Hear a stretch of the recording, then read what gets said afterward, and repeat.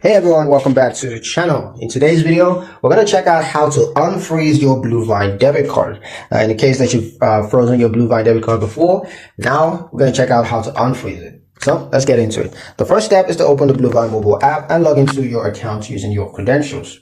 Next, from the dashboard, go to card management, or you can just tap directly on your debit card settings. Now select unfreeze card or unlock card option. Confirm your choice. Now, once unfrozen, your card will immediately be active for purchases, ATM withdrawals, and online purchases.